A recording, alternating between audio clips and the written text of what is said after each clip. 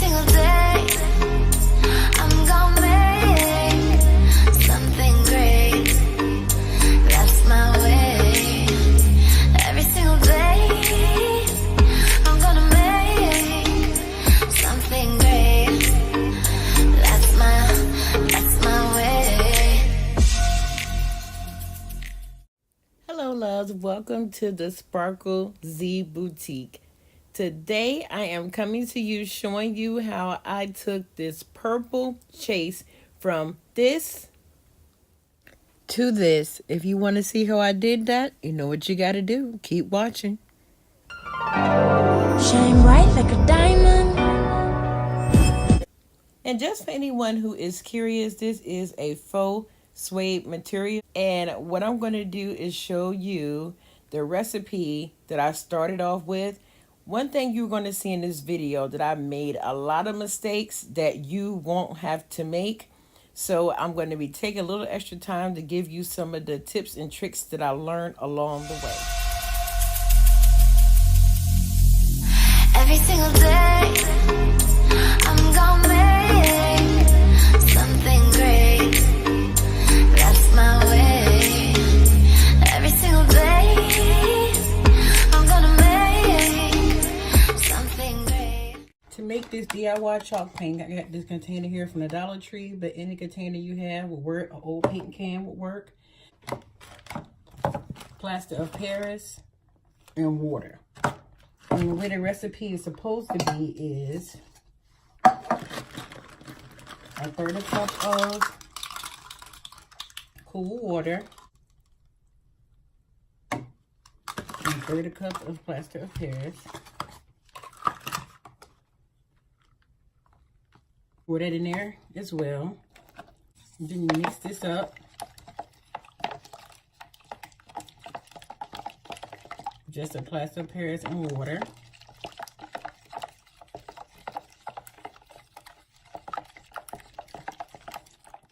Right now is a cup of paint. And I have this BEHR paint and priming one interior satin paint, but it doesn't matter which paint. Just make sure, I've only used satin, but you can use a matte if you want to, but I wouldn't do a glossy, but whatever your preference is. After I put this paint and fill this cup up, I'm going to add the paint and mix it in the same way I did with the water and plaster of Paris. All three things are going to be mixed together.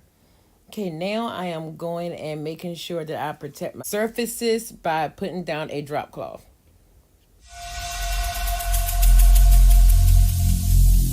Every single day, I'm gonna make something great.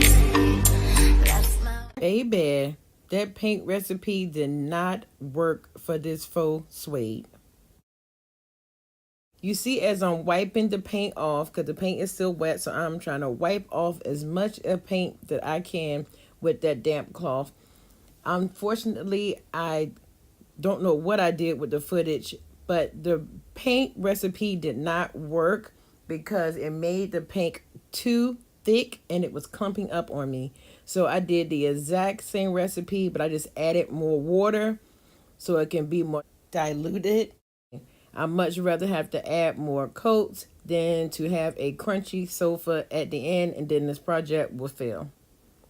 You see, when I go to use that brush and I went to apply the paint, it's too thick and it is starting to clump up. So I immediately stopped because I said, no, I'm not doing this again. I already added more water, but I see I had to add even more water. So I took that bottle and added more water to the paint and mixed it. And I'm going to keep going and see what happens. Even though I did lose some footage, I want to point out that I did 4 coats, and I did all 4 coats the exact same way, which is wet down the fabric, make sure that it's damp, not soaked, add the paint, wait for it to dry, and you'll see what the next steps are coming up. As you can see, it still is not working. I could have cut all this footage out and just showed you the finished product, like voila, it worked. But I wanted to take this opportunity for y'all to see the mistakes that I made so you won't make those same mistakes. As you can see, that's still too thick. The purpose of painting this couch is to dye the fabric, so it can be smooth and you can sit on it and then it won't crack and it will stay protected. So what I'm going to have to do is take water and really dilute this paint, because the paint is supposed to seep into the fabric to dye the fabric, not be on top of the fabric. At this point, I'm kind of getting discouraged because I'm still seeing the flakes of the dried up, I'm assuming it's the plaster of Paris. I don't know what it is. It's just clumping up paint. And I'm trying not to get discouraged and keep going. And I figure whatever does not seep into the fabric, I would just sand it off and start off with a new batch of that paint mixture. And that way I won't waste it. And whatever does not seep into the fabric will settle on the top and I will sand it off.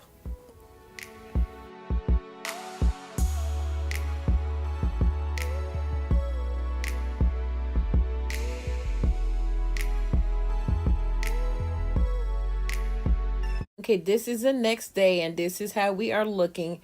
Everything that I do in this video is not law. I'm just showing you how I did it. I took this sand block from the Dollar Tree. It's of course medium sand block, and you go over the entire Chaise to make sure it's smooth and it's no dry paint or clumped up paint, to make the application of the next coat go smooth and so it can be soft when you finish and the paint does not crack. So that's extremely important.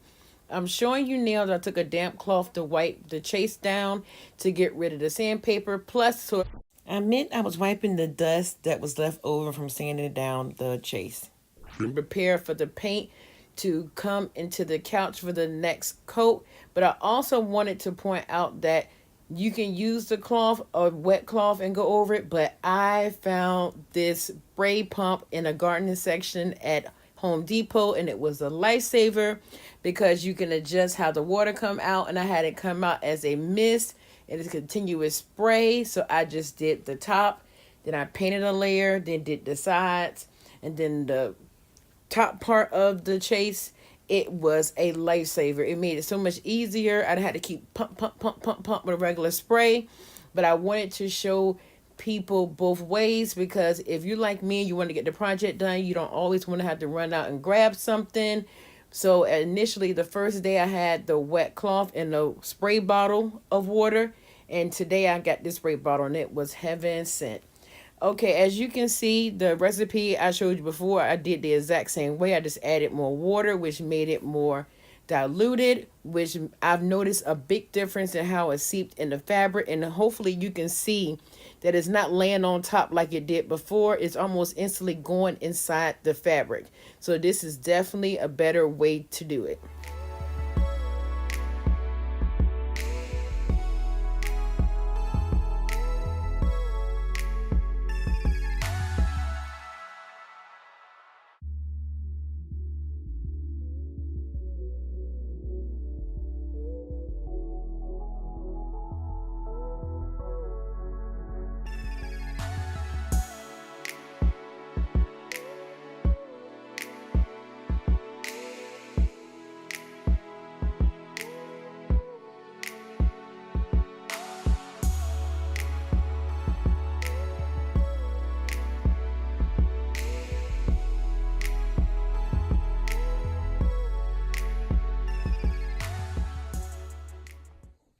Yeah, I'm showing them now that even though I put a whole coat on it, you can see certain spots where it's more paint than others, so they could be able to see how absorb differently with the water, because it's dyeing the fabric and not painting the fabric, so they can get the complete understanding of that.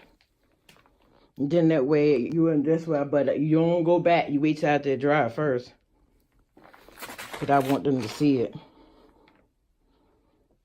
And plus, so they don't freak out like I did. Okay, I want to stop part 1 right here. I will be posting part 2 very shortly. Make sure that you are subscribed to my channel and have notifications set so you will know when I post new content. I didn't want to condense this video so that you would miss important parts that you need to know to do this project successfully. Therefore, I had to make it multiple parts. I love you guys. I hope that you like this tutorial. And as always, be your own kind of beautiful, because you, my love, are beautiful. See you next time. Bye.